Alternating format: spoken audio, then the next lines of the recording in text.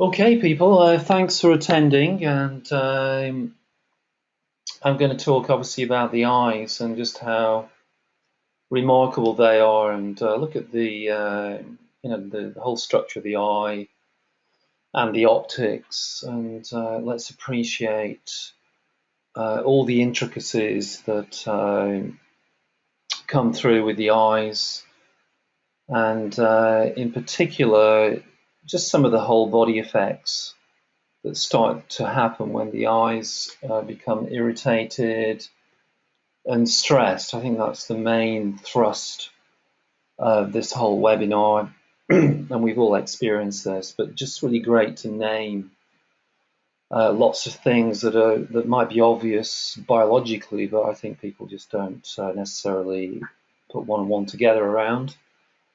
And then I'll do a touch exercise. I think the eyes are perfect for self-treatment, and I've certainly done that myself a lot and had a lot of success with it. I think I've avoided really wearing glasses. And if I feel my eyes starting to strain or struggle to see, I just sort of self-treat them for a few days, and it works great. So I can do that, and I'll talk everybody through a fairly complicated touch session. And at the end, we can just let go of the contact and be with the self-awareness, felt sense awareness. And then that's it, I think. So let me see if I can move things on. Here we go. Great. So obviously the eyes are stunning, really. I mean, they are just so beautiful, and lots of what I mean. It's a lot of what we look at, isn't it? We spend a lot of time looking from the eyes and looking at people's eyes, and then probably next people's faces, and then probably the whole body and how they move and all of that. But really, the eyes definitely hold some incredible allure because something shines through with them, doesn't it? And the health of the body and the health certainly of the nervous system shows through very powerfully. And they are very, very beautiful objects.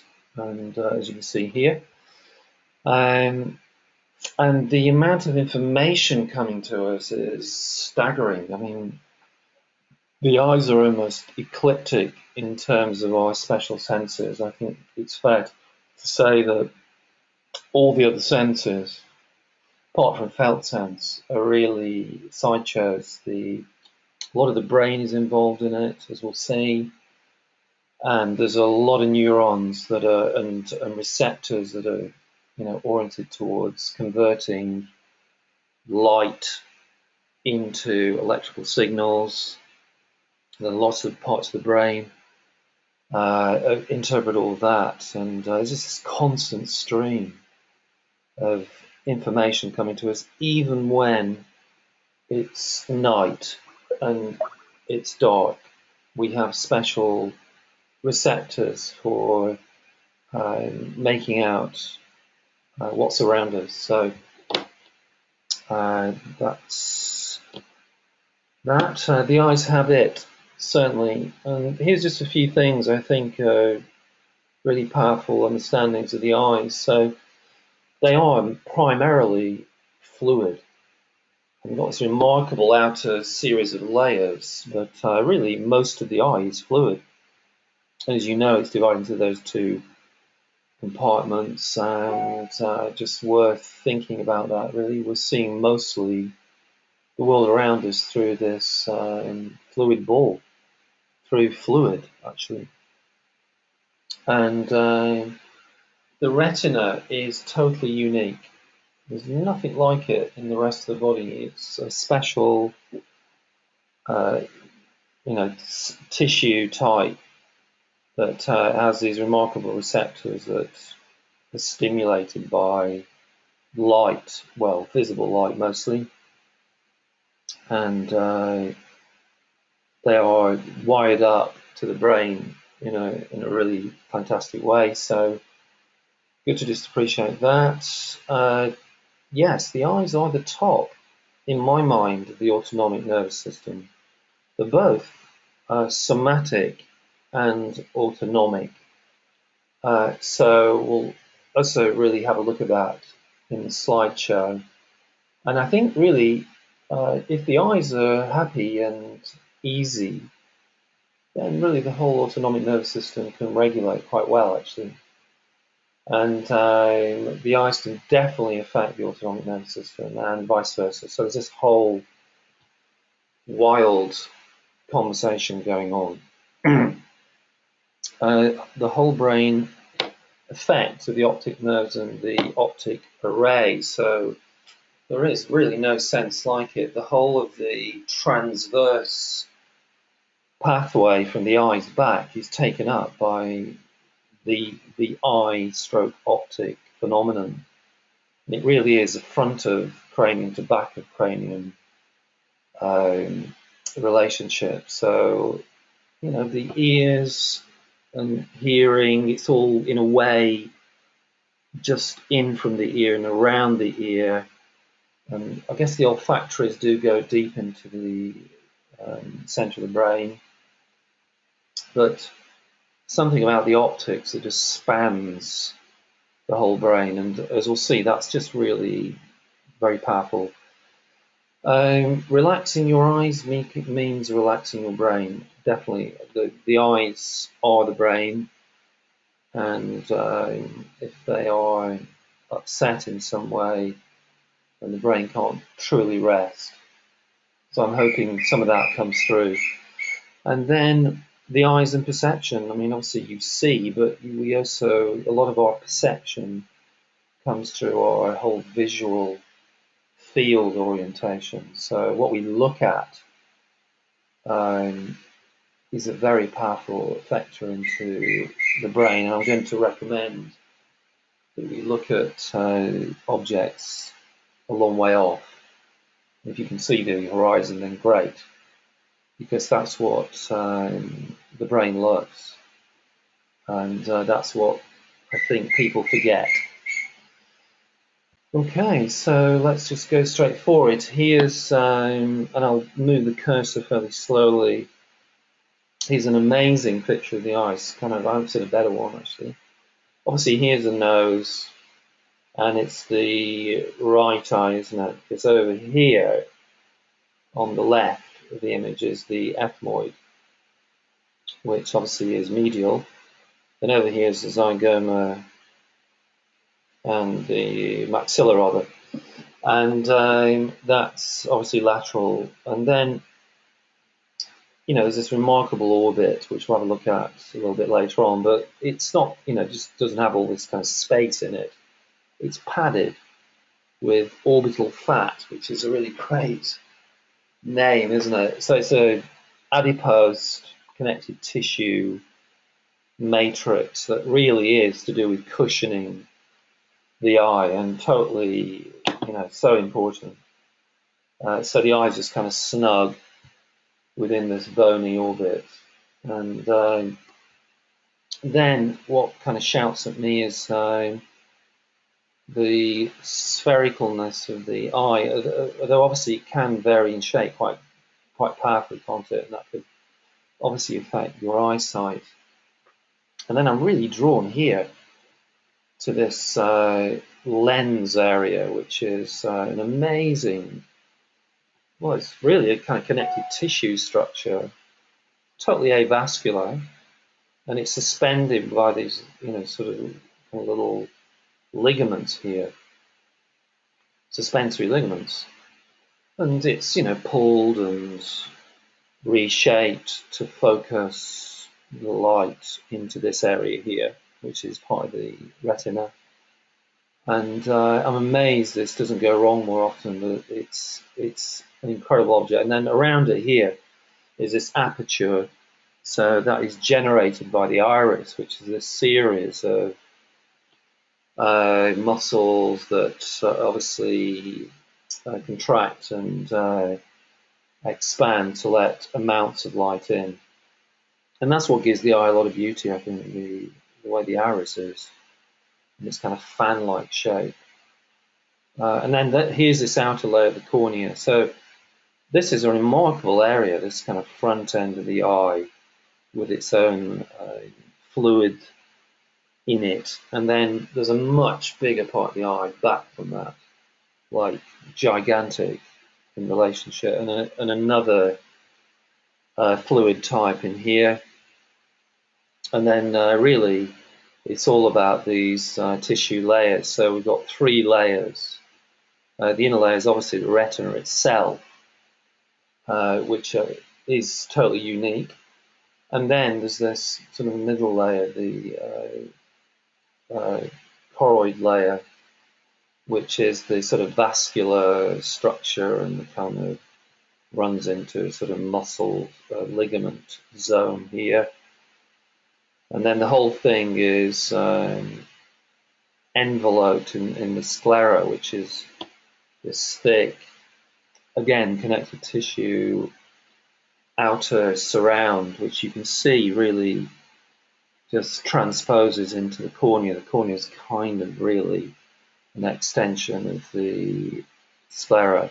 And then the sclera back here, as we'll see, it sort of blends into the optic nerve and actually has a direct relationship with the dura. So for those of you who are craniosacral people, the sclera and the dura are kind of running together. The sclera is an extension of the dura. So tension in the sclera equals tension in the dura.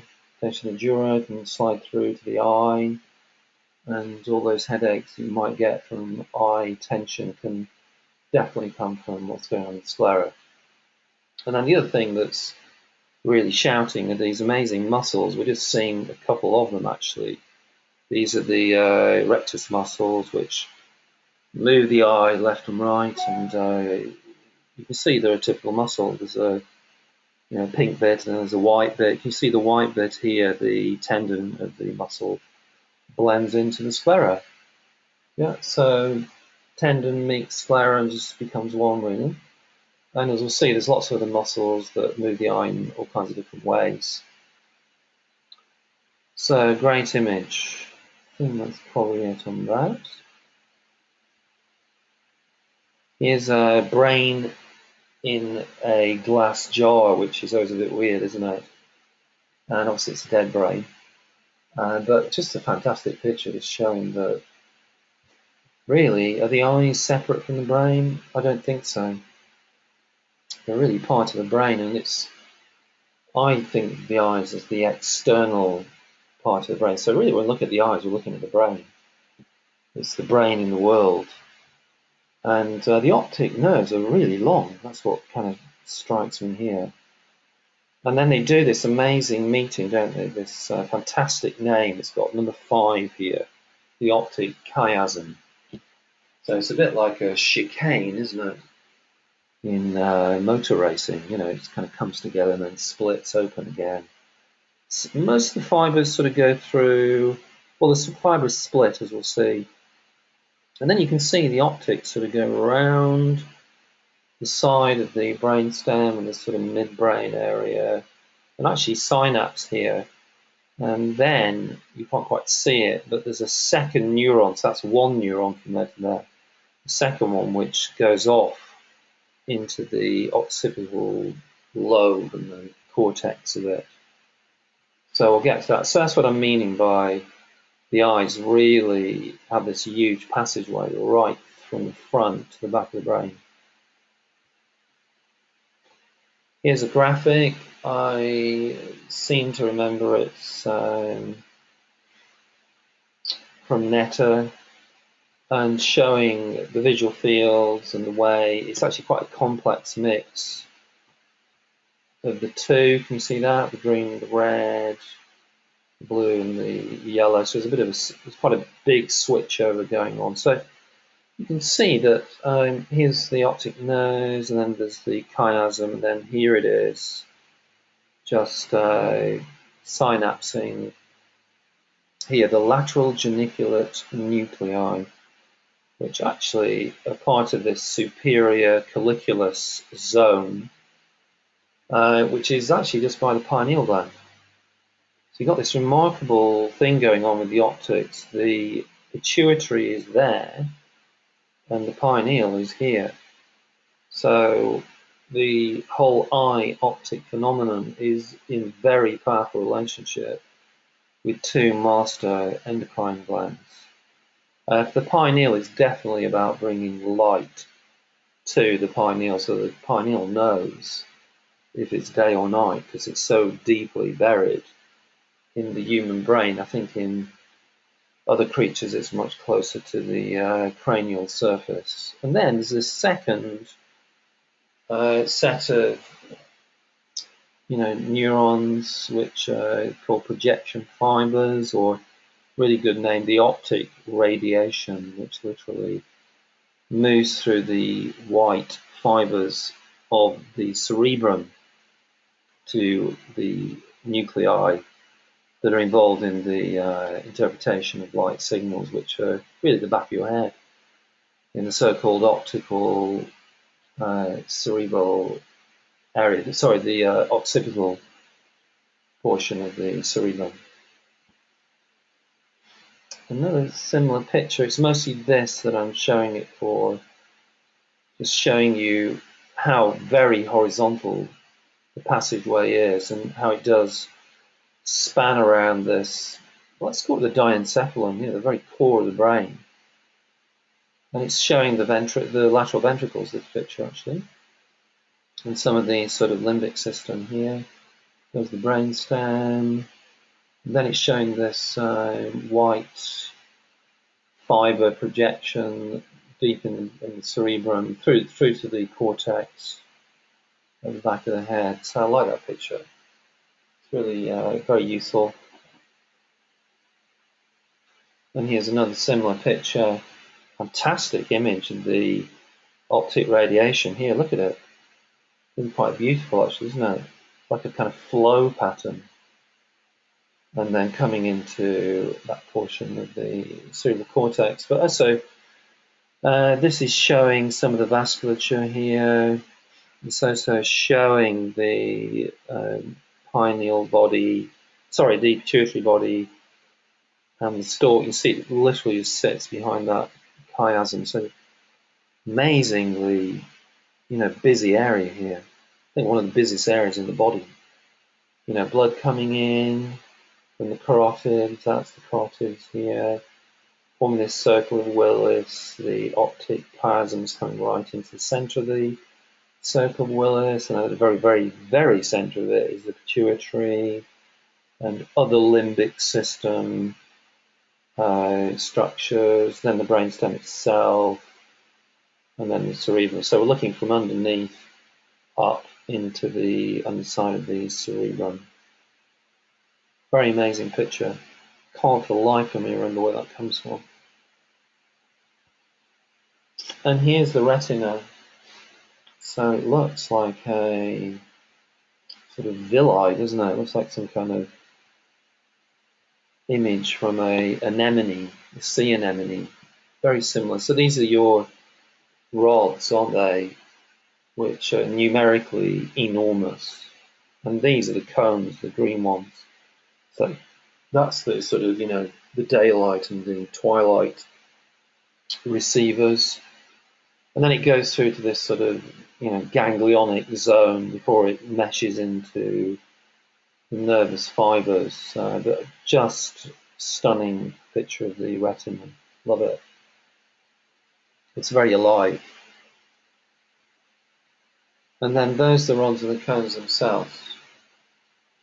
Different structures, respond to different frequencies, and obviously generate a kind of vibratory response that then turns, so the kind of motion that gets turned into nervous signals.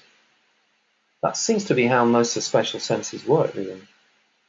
Kind of hair of some kind vibrating and probably moving fluids. It tends to be similar to most of the senses. Great picture of the eye, sort of, and what's around the eye.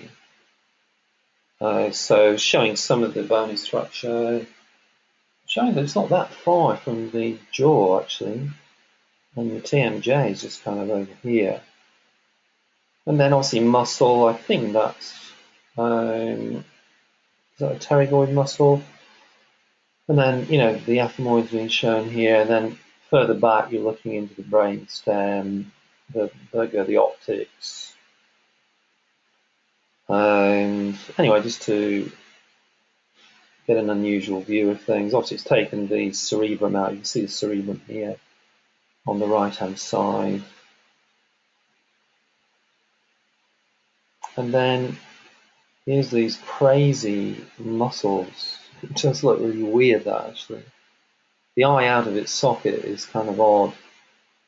And the side-on view is excellent, I think. But the eye can move in a lot of different ways. Look, it's got oblique muscles, which means the eye can slightly sort of literally sort of rotate. It sort of goes left, right, up and down. It does this kind of slight rotational movement. That is very impressive.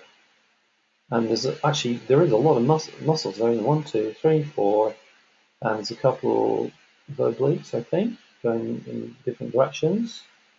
So it's quite a lot of muscles to coordinate. So actually it involves 3 cranial nerves just to run the somatic muscle movement of the eye, the kind of gross movement of the eye.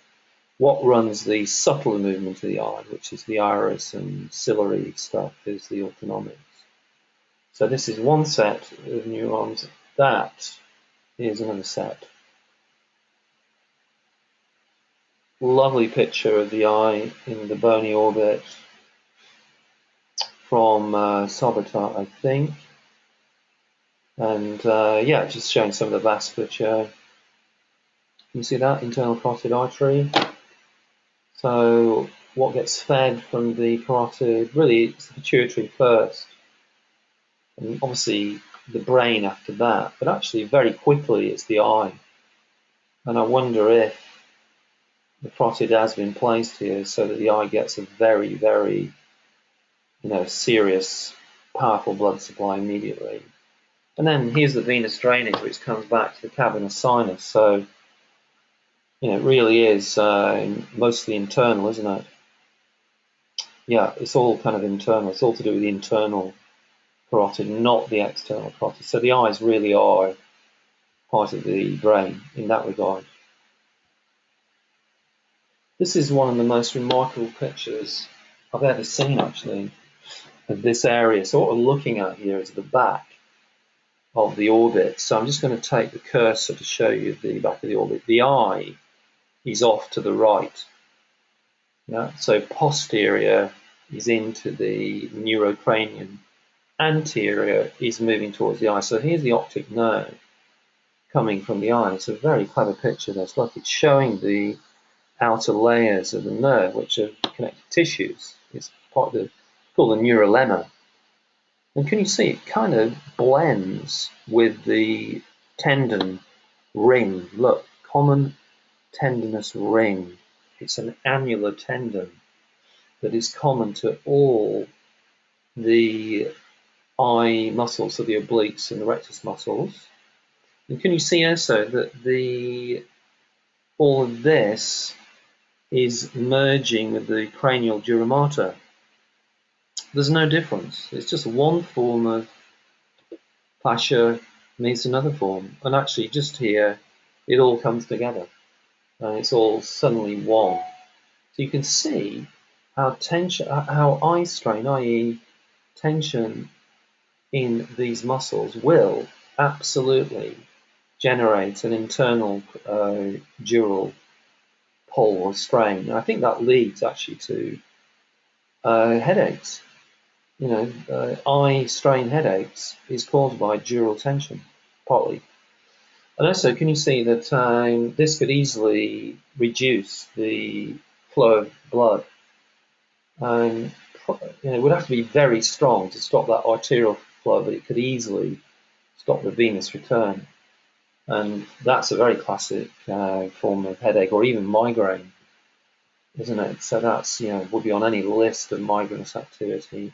So suddenly this area here, this sort of ring structure at the back of the orbit as it passes through this foramen, the optic foramen, the optic canal in the sphenoid is like a key place, and not dissimilar, I think, to the atlas and the occiput, and that dural ring meets all the ligaments of the atlas and axis.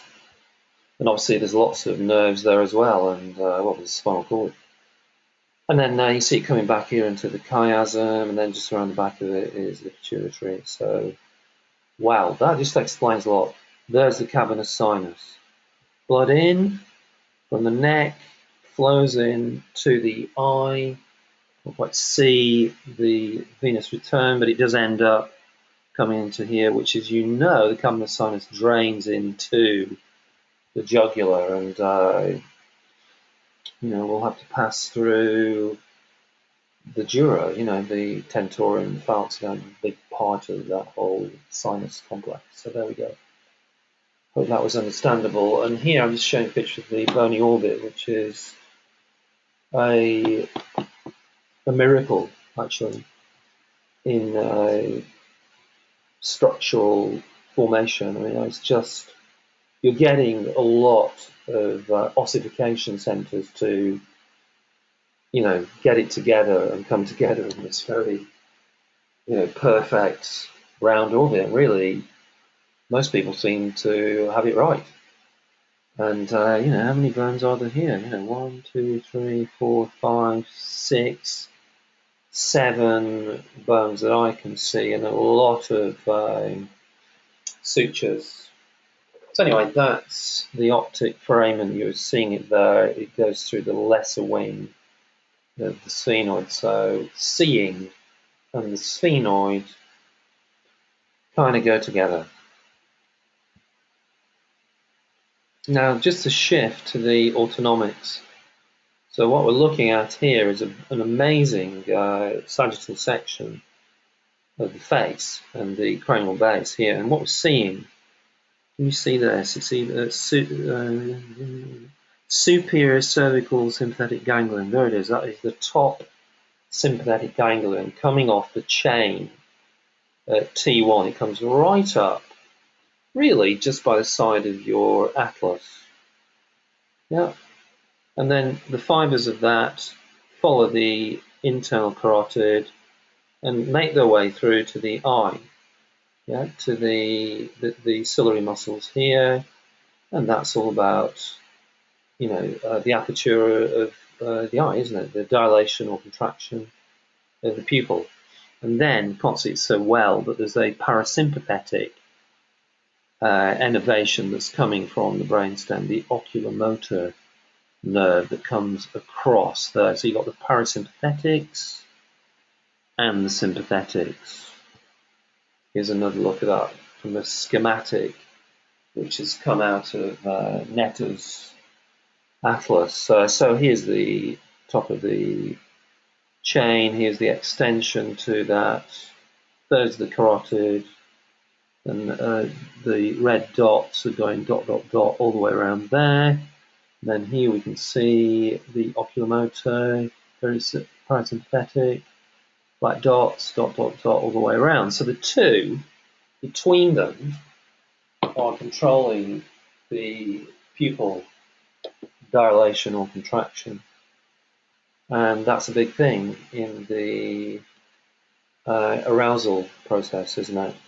So what we have here is a very obvious relationship between the eye and the brainstem, but also between the eye and your neck. So tight neck can have a very powerful effect into the eye tension dynamics can affect down here. Sympathetic chain that's running fast is obviously going to affect the whole area. So treating the eyes can do a tremendous service to the sympathetic chain. So it's actually a direct way of helping with hyperarousal. And treating the neck would be very useful for the eye. just to remind you, here's the sympathetic nervous system. So there's the chain, there's the top of the chain, there's the fibers that go to the eye. So we're looking at sympathetics that go to the face, so they go to salivary muscles for digestion. So if the body goes into survival mode, these shut down. You don't want to be salivating when you're in survival mode, and you dilate, don't you? So you want to have this kind of big scan view of what's going on around you. But can you see, if the eye is irritated, it could just switch on the whole chain. That's what I notice happens a lot. Yeah, it's not coming from the chain, it's coming from the eye. So all of this gets switched on, and it starts to affect all these organs. It starts to affect all these very powerful ganglia, your solar plexus, the enteric nervous system. So digestive issues might have their origin in eye issues. Now, the way your heart's racing could be to do with your eyes. Calm your eyes down, and the whole of this follows suit. Here's the parasympathetic. Sorry if that's a little bit vague. But now we're looking at the craniosacral nerves. So, as you know, most of the parasympathetic is the vagus, but it's not the only one. You know, there's the other nerves in the face that go to the salivary glands and also go to the lacrimal glands. So crying is a parasympathetic thing to do, and reading is a parasympathetic thing to do, and that's coming from the ocular motor. So just to say that, so if there's a kind of freeze response in the system, that could have a very powerful effect into the eye and really struggling to focus or read, that kind of thing. Great, anyway, hopefully that's a bit of revision on the autonomics. This fantastic series of facts, which I really love. So length of the eyeball, so somebody's put all this together in the newborn and in the adult. See, the eyeball is actually very big, even at birth. I mean, it does increase by 50%, but babies have big eyes. So a lot of the eye formation is carried out in the sort of fetal period. Volume of the eyeball, quite big. There's actual weight of the eyeball. Every time between blinks, 2.8 seconds. Duration of a blink, wow. It's kind of 10th of a second to nearly half a second. It varies quite a bit. Thickness of the cornea, yeah, I'm sure you're desperate to know some of these facts. The lens, diameter of the lens, composition of the lens. Look, the lens is mostly water. It's kind of connective tissue bag of water. Incredible. No nerves in the lens. It's all about focusing, and it's avascular. Retinal receptor cells, 5 to 6 million cones, and a lot of rods. That is a staggering amount of rods, isn't it? The ganglion cells, 1 million, and then fibers in the optic nerve, 1.2 million. That's a lot. And number of cells in the visual cortex, a lot. Just going to anything else exciting. Amount of light necessary to excite a rod or is 1 photon. The cone takes a lot.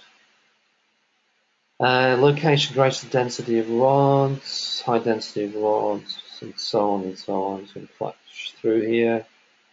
But anyway, you can perhaps look at that in your own time.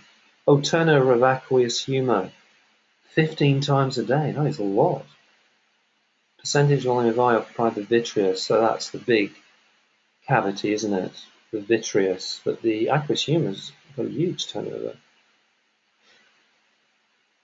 Okay, just wondering if anyone has any questions. So if you have, maybe you can sort of type them in. We'll just have a look. And if you haven't, that's okay. I will just proceed on to, I can't see anyone has, so I'm just going to proceed. So I just want to go through self-treatment. I think the eyes are absolutely perfect for self-treatment. And let's start that. So if you want to just get comfortable and sit in your chair, just put everything down. And I just want you to bring your finger pans towards your eye. And I think I can normally get sort of 3 finger pans on each eye. I do want you to put them right into the center of the eye so your eyelids are closed. And so you're not treating the orbits, you're just touching the eyes. And you can actually rest your elbows on the table if you wish. That's what I'm doing. So that you can very lightly touch the eyes. And I just want you to take in through the touch and open up to the fluidity and the size of the eye. And what I always notice is this very sort of hard, tough exterior, and then inside it's super fluid. It's like a grape, isn't it? Super fluid on the inside. And actually, if you just give things a bit of time, and I'll be quiet for like half a minute, you can make out those chambers. Now, there's a very distinct feeling to the front chamber, and then there's this much bigger chamber at the back. So I just want you to be with those.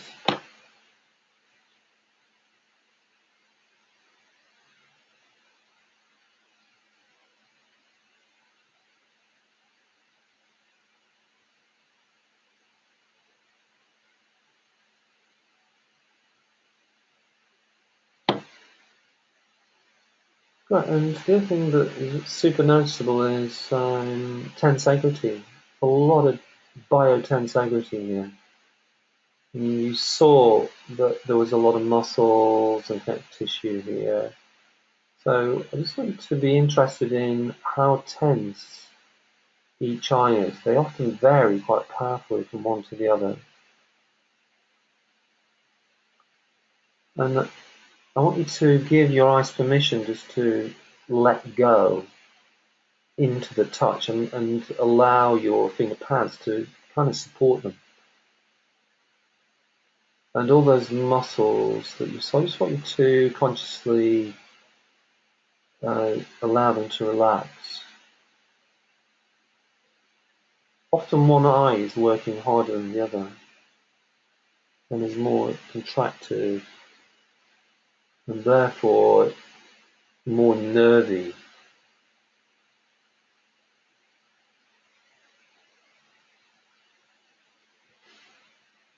You can also feel around the eye and make out the eye orbit and this kind of fatty, well, orbital fat it's called, wasn't it? You can make that out as well. It's quite a fascinating feeling. It really does feel like there's a sort of bubble wrap padding the eyes. Like that's having a very nice relaxing effect on my eyes.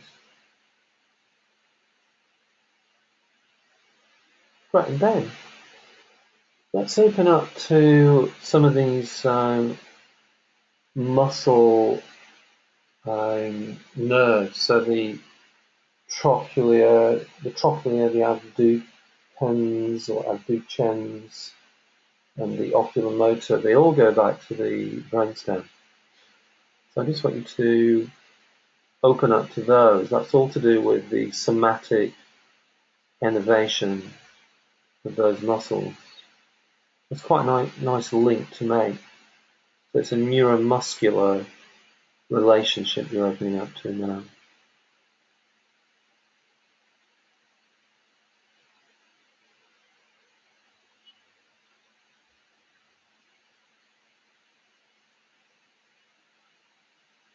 Good. That's helping to relax things And now we can shift and include the optic nerve, which is obviously massive. And what is probably starting to happen is you're probably starting to get a sense of the optic nerve anyhow, because it's so big, passing through the sphenoid. Let's really open up to it. Let's invite the optic nerves into your touch perception. And the way they come together, the chiasm, is quite an unusual feeling when you get the chiasm. You can't miss it. And then, you can kind of follow the optic nerves as they move to the side and back of the brainstem.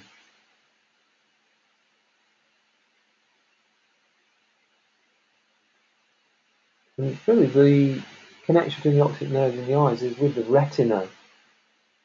Just to say that it's a specific part of the eye that's connected with the optics.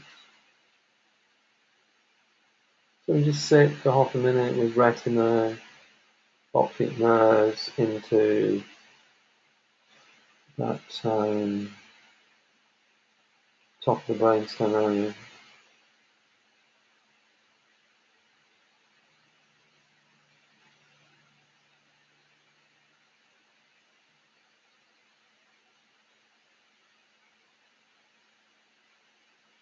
Great, and I'm wondering now if we can change the hands. So just take your hands away, like the eyes now, roll there, just to connect back to the room.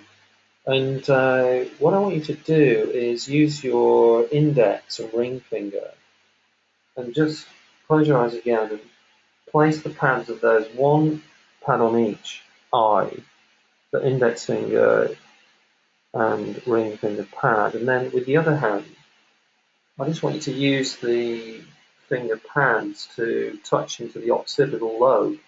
So that's just above inion, which is the very center of the back of the head. So it's the top part of the occiput. And what you've got now is the whole optic array and the whole nervous supply, going from the organs themselves to the interpretive centers, the optic centers in the cortex. That's quite a nice relationship to hold. And so let's do that for a minute now. And if your arm gets tired, you can switch hands. You can swap the hands. But I'll just be quiet for a minute.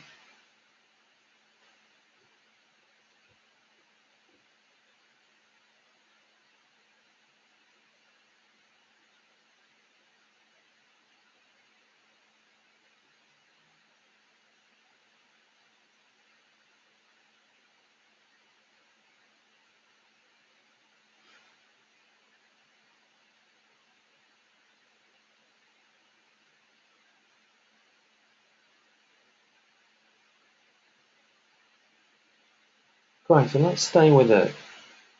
We're kind of building these relationships up. So what I want you to do now with the hand at the back, as I say, if you're getting tired, just switch your hands.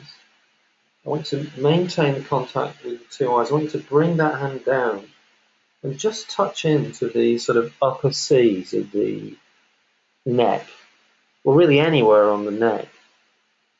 And just follow what happens then. So what you're doing now is coming into the sympathetics.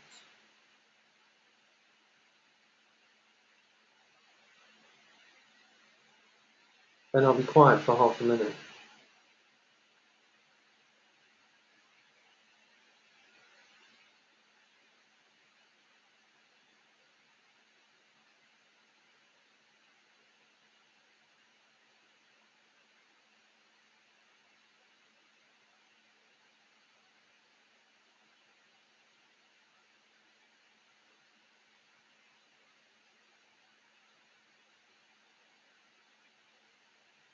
Excellent. And then here's the kind of crowning glory of this whole self-treatment.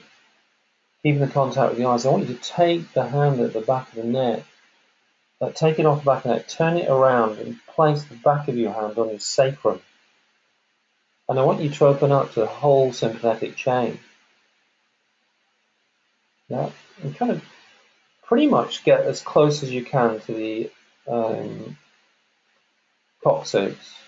You don't necessarily need to touch it directly, but be with the sort of sacropophageal area. And what you've got here is the very top and bottom of the sympathetic chain. There's something very profound about bringing these two into relationship. And who'd have thought there was a relationship between the eyes and your coccyx?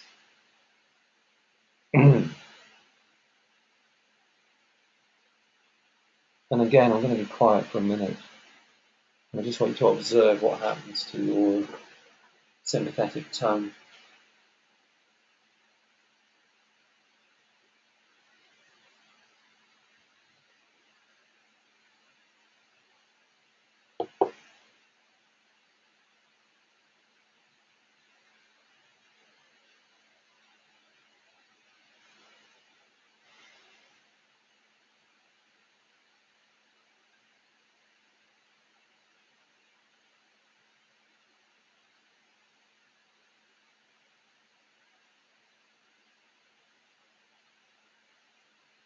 Okay, and maybe just let that go.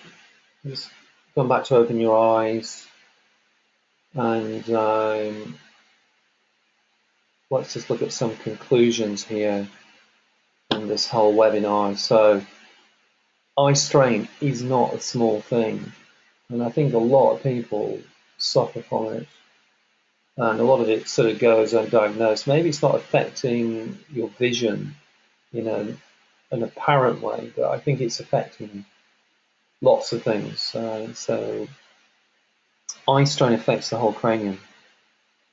Definitely. I think people's eyes work too hard. We're in such a visual world, aren't we? And it's just endless, really.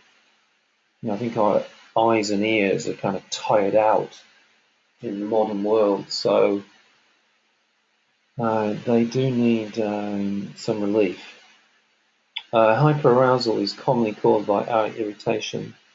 Definitely. I think the first thing that starts to happen is your neck starts clamping up, and then the whole chain can start firing up. So often I go to people's eyes if I want to help them wind down, and I give them this exercise. It's a very fast way to do that. Keep the eyes mellow, and your autonomic and central nervous systems will follow. They have to follow, actually. So can I suggest the exercise we did just before with the eyes is something you do every day this week, and it took about 15 minutes, I think. And just notice what happens. I mean, it's just phenomenal. Apart from your eyes feeling a lot easier, just so much goes on in the whole system. So the eyes are truly holistic. The eyes are ventricles. I think they are the kind of fifth and the sixth ventricles, because they are part of the brain. They are big fluid spaces. You saw what the throughput of the humours were, not unlike CSF, really, and they behave like it. Some tremendous potency and health in the eyes. That's why we're always looking at them, I think. Kind of, because they glow. Hopefully they glow. You can treat your own eyes. Yeah, so just to say that, yeah, you can. It's very doable.